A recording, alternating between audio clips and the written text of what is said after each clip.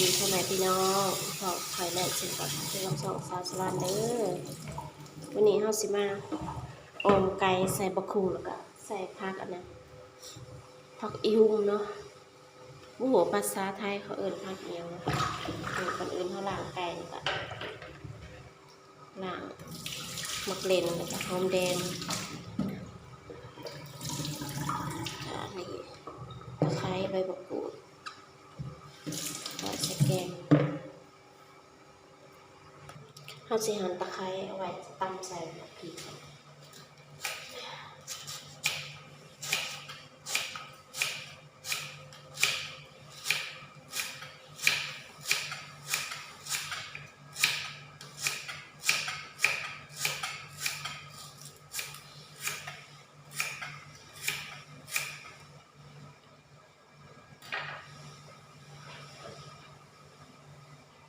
อันนี้เป็นใบมะกรูดนะใส่เราจะไปคั่วไก่ก่อนต้มไก่ก่อนไปตำเครื่องแกง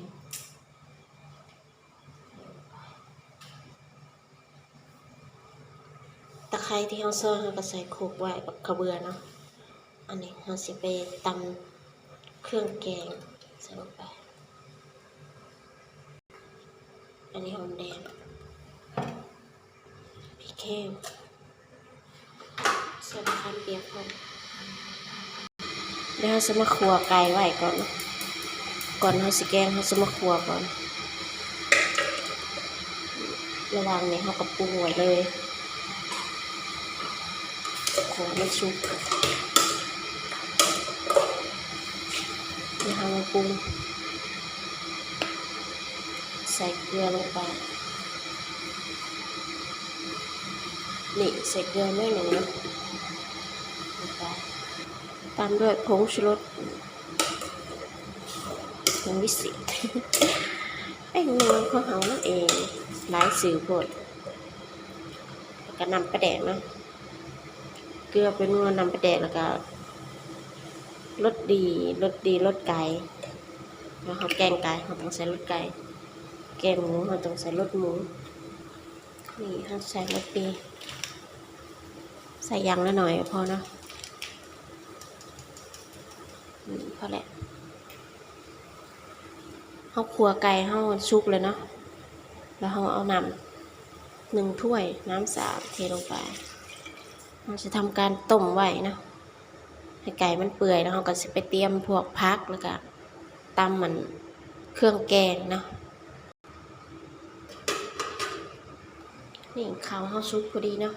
ตอนเขาสีข้าวบริทายนะเดี๋ยวมันจะช่วยเขา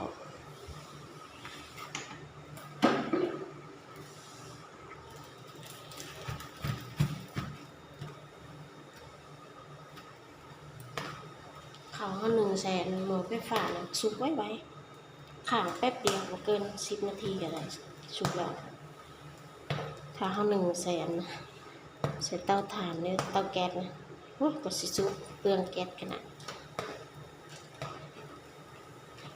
อันนี้แป๊บเดียว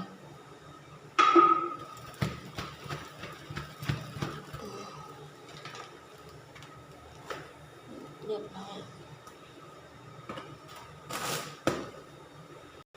นี่เราจะมาตำเครื่องแกง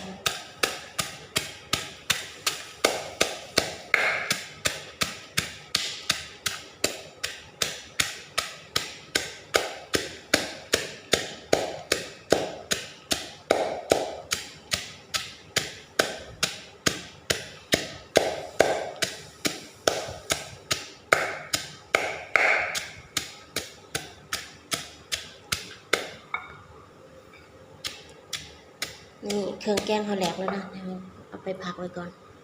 เราจะมาเด็ดพักเนาะอันนี้ต้นหอมเม็ดแนวแกงใส่มะคุงห่อนเลือจากการตำเมื่อวานนี้เนาะเมื่อวานนี้ไปถ่ายคลิปเขาตำมะคุงกินกับทอดกบพวเมื่อวานนะตื่นสายนี่มันเหลือก็เลยซื้อมาแกงใส่ไก่นี่ไผ่ตูเด็ดตูก็งามนะ5 บาทสำเนียงพอดีนะสื่อบางหลานลายโพด เฮ็ดน้ำมัดหนึ่งบักหลายหนึ่งใส่เลือดชิวใส่ประมาณนี้พอดีแต่ว่าก็เอาไว้กับมันอยู่ด้นบ่ได้นะมันอันนี้ไว้เห็นบ่มันบ่ได้เสียแต่มันนั่นเป็นดำๆไว้ให้ตูนี่เน่าไว้โพดนี่อันนี้พักอันไผ่ยุ่งเขานะอ่อนหนึ่ง10 บาทเลยนะหยอดอ่อนบ่คืออันอยู่กรุงเทพนะอยู่กรุงเทพนะโอ้ยใบแก่ๆนี่เขาคัดเอาแต่ใบอ่อนมาขายแบบบ่ต้องเลือกเลยคือเด็ดเอาเลยนะพออ่อนนี่เขาก็สิเด็ดแล้วก็ล้างแล้วก็สิไปใส่แกงเขาพอไก่ของเขาก็เปื่อยแล้วเนาะเด็ดๆนะ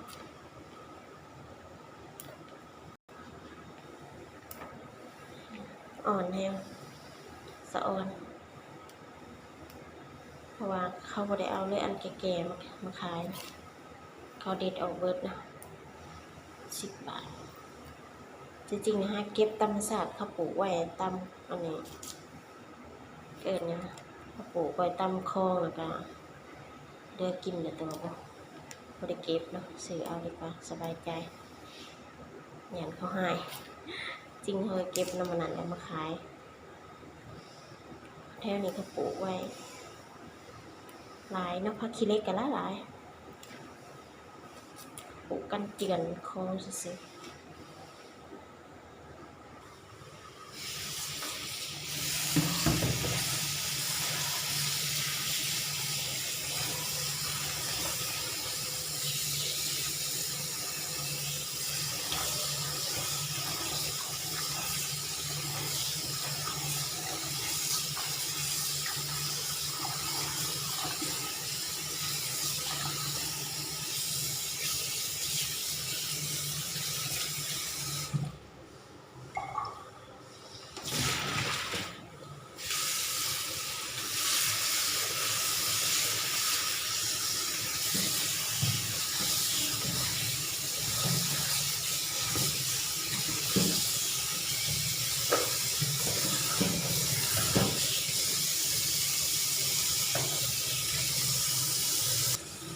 แต่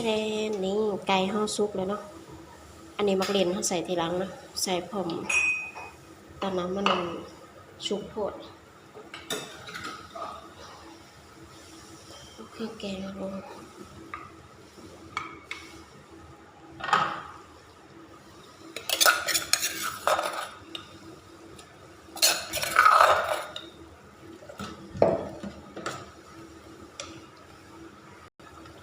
เขาคือใส่น้ำหลักอันก้นโคกลงไป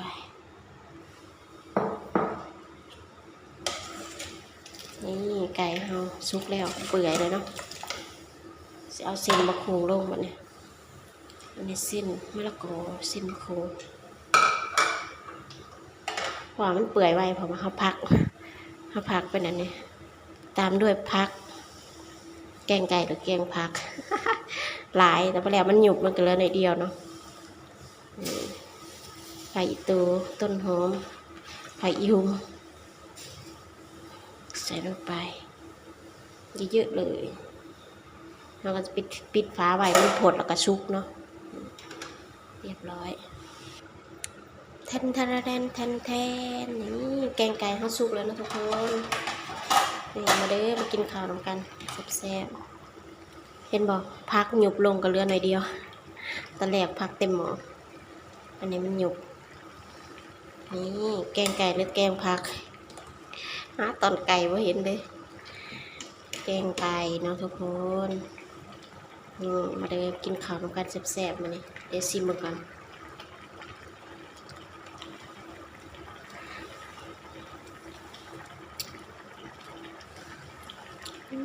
แซ่บแล้วซุปเลยเนาะปิดเดี๋ยวพักเปื่อยโพดมันจะพอแซ่บถ้ากินผักแบบกรึบคลิปนี้อำลาพาจากกันเพียงเท่านี้เด้อผักก็ไลค์ก็แชร์ก็ติดตามเราประพลาดคลิปใหม่ๆไปแล้วสบายดี